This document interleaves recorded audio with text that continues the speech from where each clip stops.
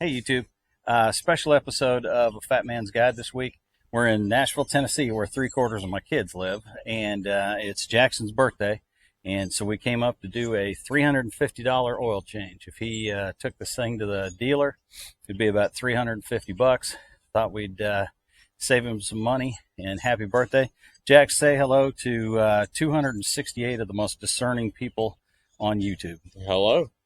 268 subscribers. Who would have believed it? Anyway, we've got Jackson's L494.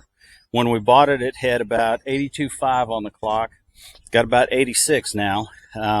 We're trying to get on a schedule where we do, if you've watched any of my videos or seen any of my Facebook posts, you know that I like to do them on the fives.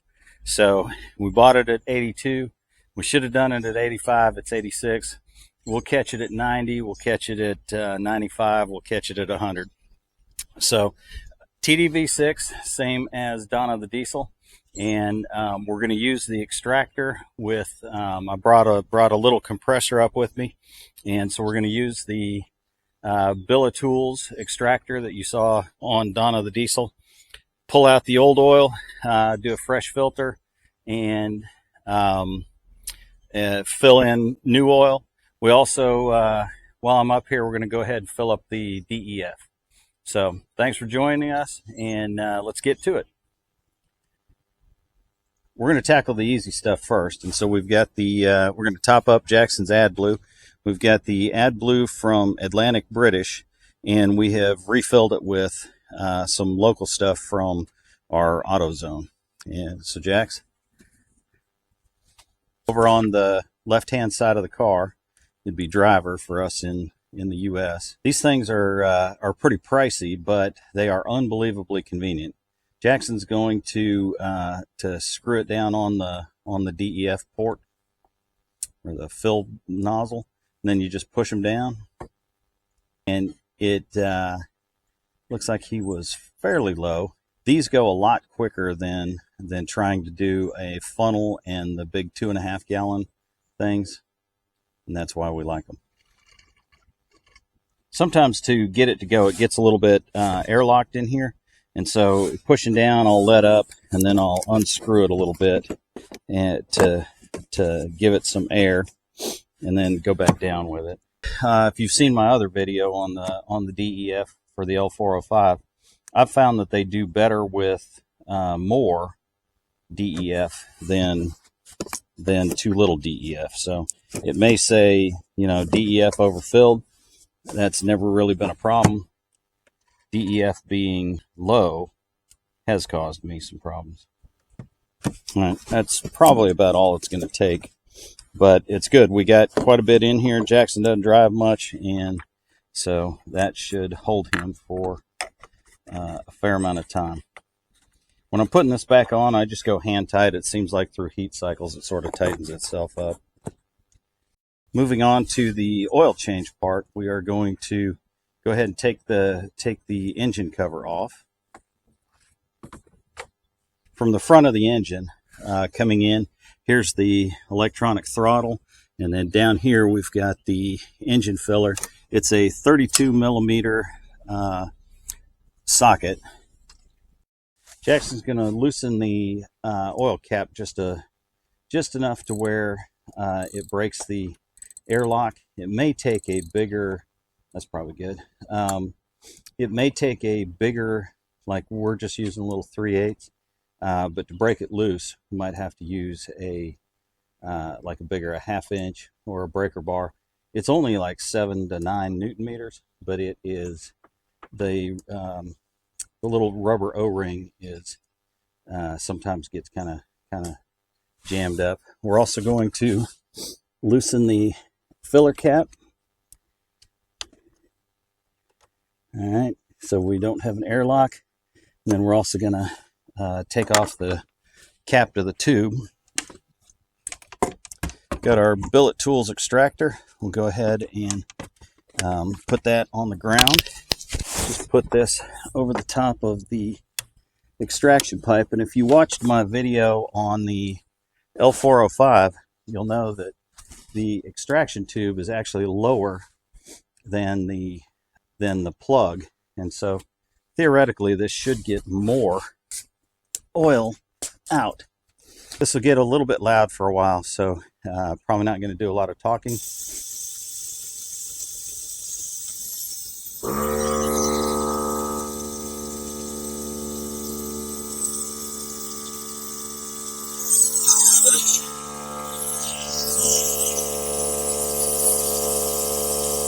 One hour later.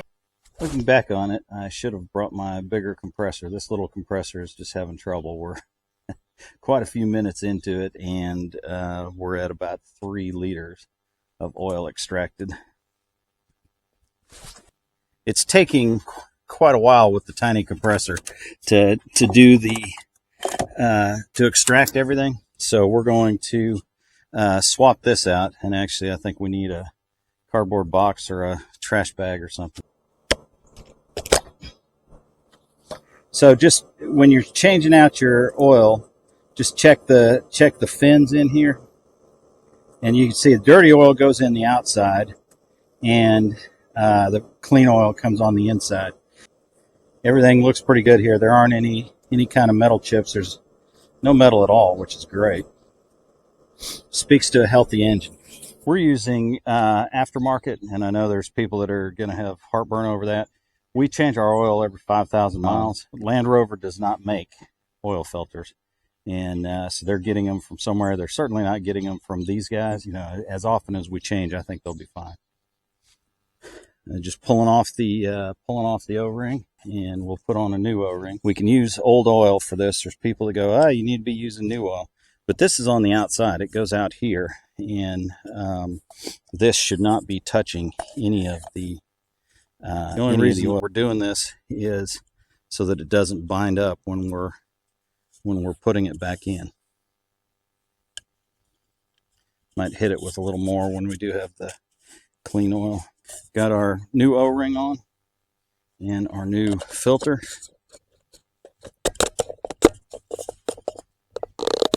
Pops down in, and we're ready to go. Meanwhile, really should have brought my big compressor. It takes about 4 minutes for the little compressor there to fill up, and that gets us about 1/4 of a liter. So you can do the math and figure out that we've been out here for quite a while. We're up to about 4.5 liters or so, so we've got another 2 liters to go. It'll be a bit.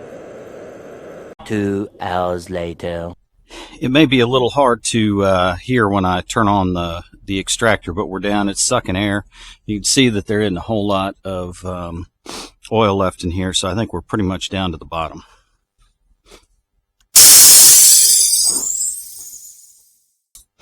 So we're gonna take the end of the suction tube off and hold it up. All right. Well, we've got the oil open. We'll go ahead and get some more on the O-ring here. On the top of this, it says 25 plus 5 Newton meters, and it seems like on the L405 it does not. It has something much less.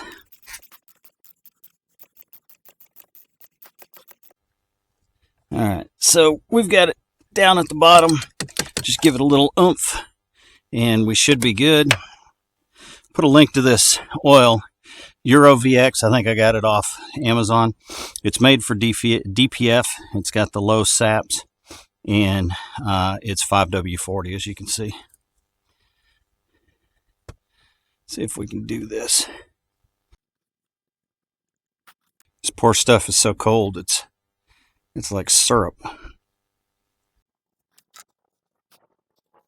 This takes 6.2 quarts. So on the back of this bottle, it claims that it's got extended life service, 25,000 miles or 2 years. No way. I'm still going to stick with 5,000 miles. A couple of gallons of oil is much cheaper than a new engine. One of the nice things about the NOCO GB40 is it's got USB out, and so I am charging my camera as I'm working on this. While I'm thinking about it, I'm going to go ahead and put the suction tube cover back on, so that way we're not missing it.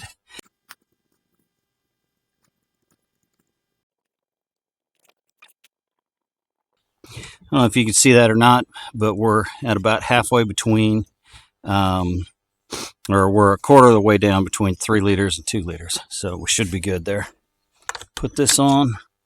We'll start it up and let it run for a minute or two, and then check the oil level.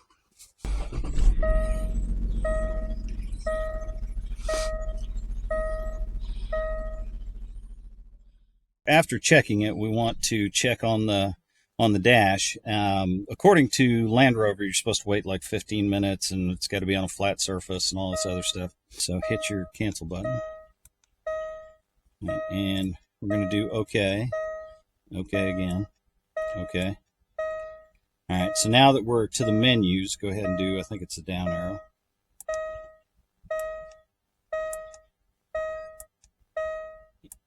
And we're looking vehicle info. Say OK. All right, and then down to oil level.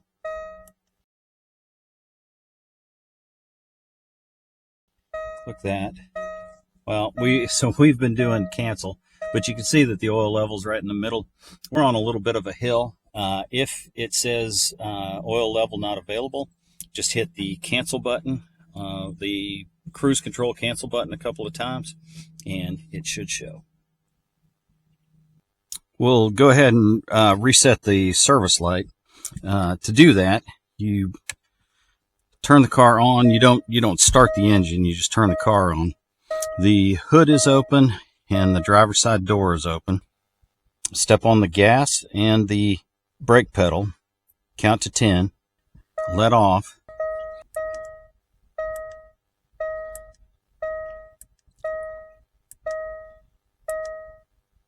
Get to the vehicle information, and if you go down to see next service, you can see that it's been reset to 9,000 miles. It was at 0 before. And since we filled the DEF, he's got 6,500 miles to go there as well. All right, YouTube, I think that's about it. We pulled the old oil out with the extractor. Had an undersized compressor, so it took like 2 hours. At home, it would have taken 5 minutes, but that's another story. We got new oil put in, Euro VX 5W40. It's made for DPF, and on the back it even says that it's made for Land Rover. So feel pretty good about that, and it's also made for Ford. You know, this is basically a Ford engine. While we were under here, we also filled up the DEF, checked the oil level on the dash, and we should be good to go for another 5,000 miles or so. So I think that's about it. My time's up. I thank you for yours. We'll see you on the next one, YouTube. See ya. We've got this Euro VX 5W40. It's low SAPs. It's made for DPF. And it is The back, it says for Land Rover. Yeah. See, it literally takes 10 takes to do this. Yeah.